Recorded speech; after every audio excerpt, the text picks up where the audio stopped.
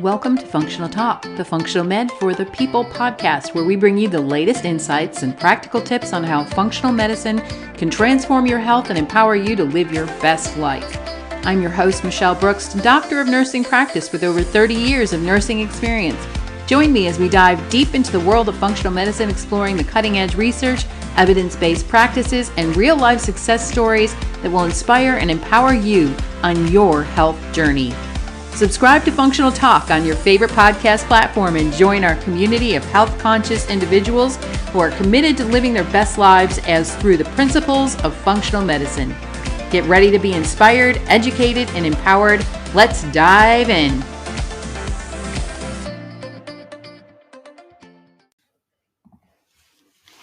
So welcome back to another episode of Functional Talk, your Health for the People podcast. And we introduced you to the term functional medicine last week and compared it with conventional medicine.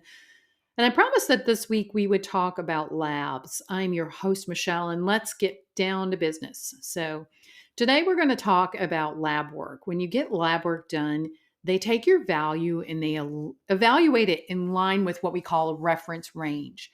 Now, often we hear the doctor or the nurse get back to us and they say, everything looks great, right? Or maybe they say your labs look normal. When it is outside the reference range, they may say that it was high or low, and sometimes they give you a medication or give you certain advice, such as if your potassium is slightly elevated, like mine was at one time, my doctor told me not to eat too many bananas. Now, if that happened today, I would look a little bit more to the why. Why is something abnormal to begin with? I'm not so interested in the proposed method of treatment as I am interested in how did it get to be higher?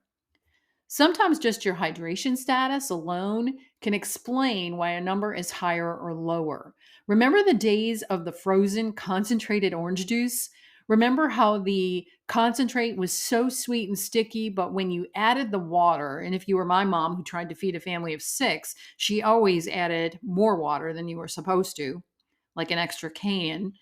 And the orange juice was watered down. So think of your blood. If you get up in the morning and you get your lab work done early, but you've not had anything to drink, your blood will most likely be more concentrated because you are less hydrated.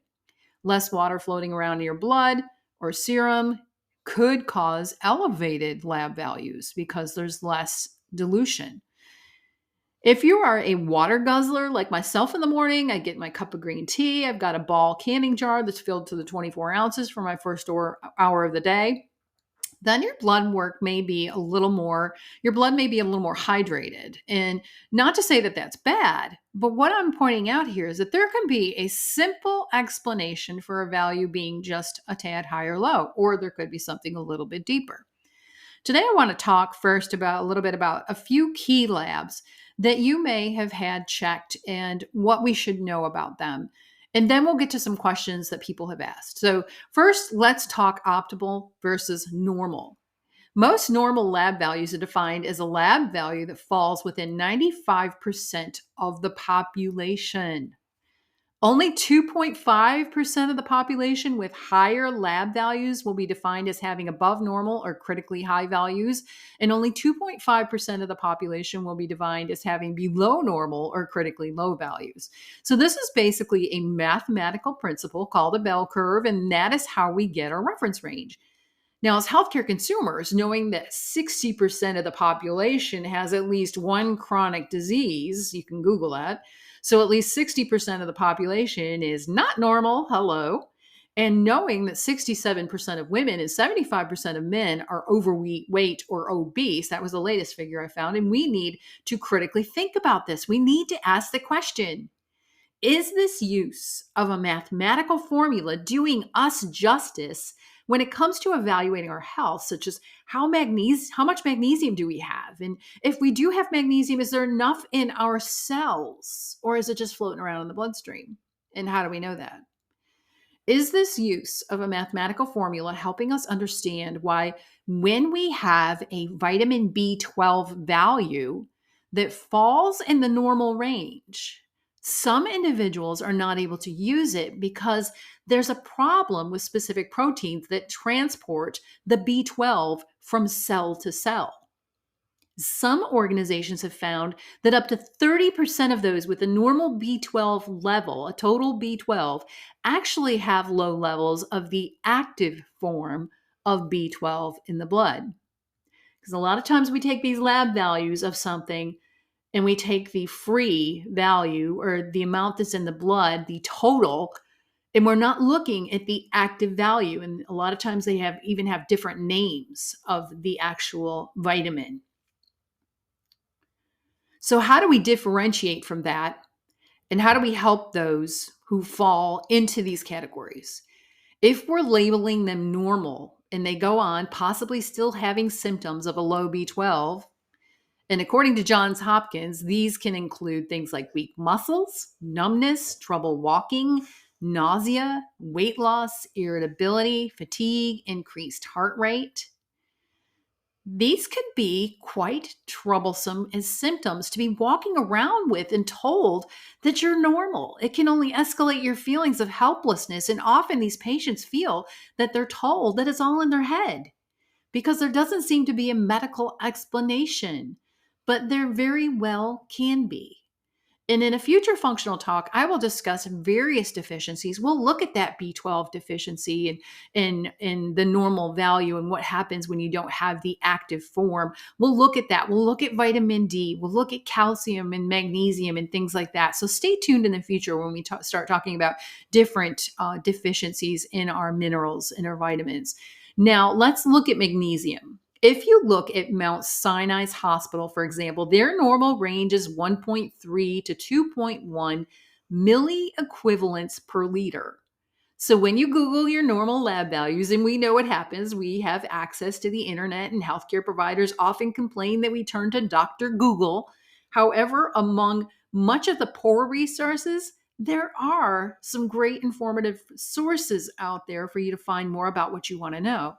But when you Google your normal lab values, it's important to get that little units of measurement correct.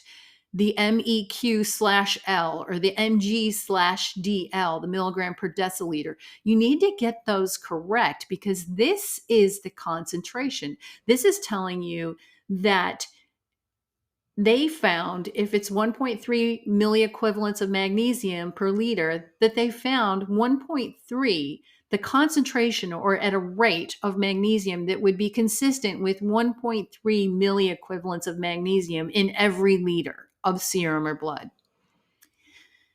Now, regarding magnesium, and to give you a great example of normal versus optimal, let me add here that when I began my nursing career way back in the early 90s in a teaching hospital in upstate New York, I started on a cardiothoracic step-down unit.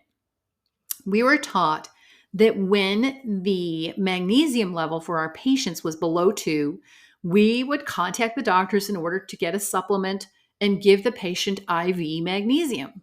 We wanted their magnesium above 2 for their heart rate and for their heart to function properly.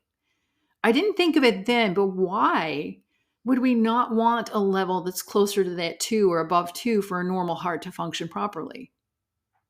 Why is that? So now let's look at metabolic health and magnesium. This will even make it more important. You're going to store about half of your magnesium in your bones, okay? The other half is circulating in your blood or in your tissues. And this magnesium is necessary and it works with over 300 different enzyme systems. So important, such an important essential mineral. These systems not only help to regulate your heart rate and blood pressure, but they also assist in the function of nerve and muscle cells. And then we have metabolism, not just your weight topic anymore, but magnesium is vital for the control of your blood sugar and another hot topic, insulin resistance. And if that's not enough, it is integral in the production of energy. Something that you take to relax is vital for your energy. It is the very magnesium that is important in the production of ATP, which is what drives the energy in your cells. Magnesium is what binds to the ATP so that it can become available to use when you're needing more energy, and it helps the ATP to function properly. So, very important.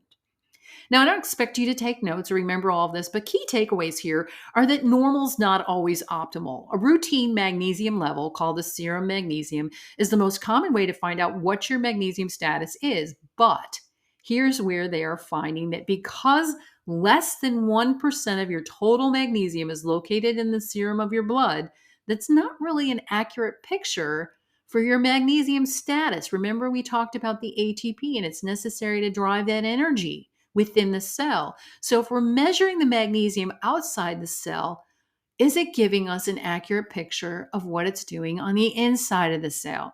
If you're on the lower side of the magnesium range, like that 1.3 to 1.6, even 1.8, if you're on that lower side, you may want to have a test or a red blood cell magnesium. We call it an RBC magnesium.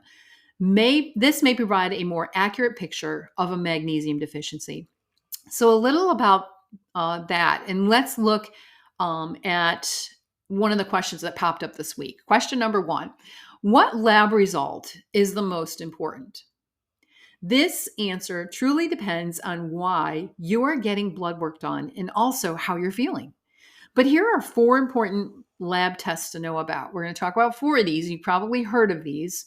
If you're listening to this, you're interested enough in health where you've probably heard about these. A complete blood count, or a CBC. A CBC is not something we just order on Grey's Anatomy. A CBC is a blood test that gives your doctor a good picture of your overall health. It might point to an acute or chronic infection, allergies. Maybe you've got problems with clotting because your platelets are in there. It tells us how your blood's clotting. Okay, so that's a CBC, or complete blood count. Then we've got a comprehensive metabolic panel, or a CMP. CMP is in Mary. CMP. The body's fluid balance levels of electrolytes. So fluid balance, electrolytes, things like sodium, potassium, and how well the kidneys and the liver are working. This is what this tells us, the CMP. Then we've got your lipid panel. This is your cholesterol test, and basically it looks at the levels of cholesterol and other fats in your blood. And now there's more information out there that actually looks less at the number of cholesterol particles, and it looks more at the particle size of your cholesterol particles, because they're finding out that that size is more important than the number. And I know that we're going to spend some time talking about that in a future episode. But if you have issues with cholesterol and you want to know more about that particle size, please reach out by all means, and I will help you understand that a little bit more. I may even have some information. And the last test here that is pretty important and used a lot in functional medicine too is a thyroid screening. So a thyroid screening is not just the TSH. When you go to the doctors, you've got symptoms of hypothyroidism, you've got fatigue going on, you've got lack of sleep going on, you've got intolerance to cold, you're always cold, and you've got some weight gain. Things like those are classic textbook symptoms for hypothyroidism. And so you go to the doctors and they run a TSH. Well, a TSH is your thyroid stimulating hormone. It's not actually the hormones that your thyroid are putting out. So a thyroid screen looks more at the TSH in relation to how much T3 and T4, your thyroid hormones, are floating around in the blood. And we're going to spend another day looking at thyroid function because there is so much to that. There are loops and there's feedback. One goes back and messages to shut it off. So there's these negative feedback loops, and there's a lot there that can go wrong. So I really want you to stay tuned for that one, because that's going to be a good one. Most functional medicine providers recommend that full chemistry panel, that CMP and a CBC, to use as a baseline if they've not had any recent testing. But if you have had recent blood work, you should always share that if you go to a functional medicine provider or an integrative provider. It helps them assess how your current health is, and it can be used to help establish a plan. You can look at trends. If you've had one from the past and they do another one there, you can see some trends on whether you're trending up or trending down on some things. But it can help to establish your plan for disease prevention or address any problems with ongoing chronic disease that you might be dealing with. Okay, so that's question number 1. Question number 2 came up, a very popular question that's asked also is, what is optimal for labs? And I know I've talked about that in some of my social media reels. I've brought this up because this is a huge passion for me. How do we get the value? We talked about that. We talked about the bell curve on the 95% is falls within that bell curve, and that's the normal, right? But how do we get the value for optimals? When we look at the optimum function, we look at the physiology of the body and how is that body functioning right now. When we look at the optimum magnesium, it makes us look at a level that may be in the normal range, as we talked about a minute ago. But with functional medicine, we note that it may be lower than those other people that have the best physiological functioning at a higher level. So we're detecting dysfunctions that may actually be occurring before we see an actual manifestation of a disease. So that's one of the reasons why we look for optimal in labs. And that's, where we get these values from is the how people are functioning physiologically at various levels. Now, in conventional medicine, the reference range will point to a disease or diagnosis. That's part of the information that we use to meet specific criteria that's standardized by physicians or by regulatory agencies like CMS. And then again, this gets me into my little soapbox of standardization. When has an individual been standardized? But let's look at glucose. This is a good example, okay?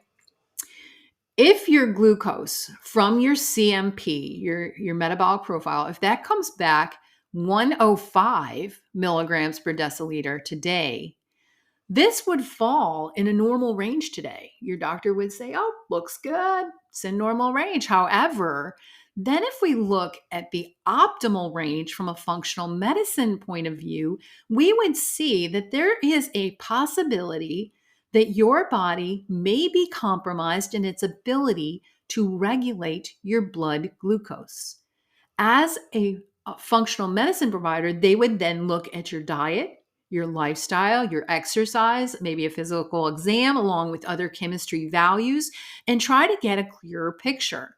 But by spotting this now and applying some lifestyle interventions, this can help avoid things like an elevated A1C and prediabetes and diabetes later on if we address those things now. Okay, so question number 3 came in as, what are the benefits? What are the benefits of functional lab testing? And basically, I'm just going to say this. The functional labs that are done by different providers, they specifically can start a deep dive into your health. You can do the CBC CMP. You can do a thyroid screen. You can look at lipid panels, all those things that I talked about earlier. But what they do is they start the deep dive into your health and can help your provider see a holistic health picture. We're not looking for a diagnostic on the lab value. We're not looking to see, we don't take a glance at the sheet and only care about the H and Ls, the highs and lows. We want to see, where on the spectrum are you? What are your symptoms? If anything we're seeing that's lining up with the symptom, could that have something to do with where you are in your reference range? It helps the provider and you as a patient sometimes see the reason why you feel the way you do. So, benefits of the functional lab testing, basically, big start on the deep dive into your health. Okay, last question for this that we ran into. Very common question that people ask is, and one that, I, as a both coming from conventional medicine and being in the more holistic realm now, I see the argument between the two fields is this evidence based? Okay, is the labs, is the optimal, are these evidence based? Now, I will say most of the complaints stemming from conventional medicine providers is that there's not a lot of scientific evidence. When you deal with functional medicine, you are dealing with an isolated patient, one person that comes to you and says, this is my symptoms, this is what's going on. You're not dealing with a study of 2,500 individuals with diabetes, because when you're in a functional realm, you're looking at the individual. Each person may have a different root cause. One person with diabetes could have had a stressful childhood, raising the stress hormones, the cortisol, the glucose, and it all has a cascade effect that can lead to diabetes, while another can have an issue with overeating and causing insulin resistance. So there are multiple little factors that not every one of 2,500 people in a study will have. The functional medicine patient becomes what I call, as a nurse scientist, a N of one. And this means that each patient is in their own case study. Okay. Each patient that comes to you that you're working with, if as a functional medicine nurse, each patient that comes to me is their own N of one. This is their own research. This is what is going to work for them and what doesn't work for them. And as functional medicine is taught, as I've taken courses on it, as I'm going through my certification, it is taught with many case studies and from providers that have worked with these patients for decades. As I mentioned last week, this has been around for a little while. This is not something new on the block. The field was developed over 30 years ago. So yes, there may not be a lot of scientific research as far as large amounts, large studies and groups of studies and cohorts, but there is more and more coming out all the time about different effects of functional medicine interventions. So I think that that's enough information for you today. Hopefully it has been helpful and not overloading, but I hope that you please reach out if you have any questions. I would love to help. And if there's something else that you would like to know, drop me a line. Let me know. We'll make it our next podcast.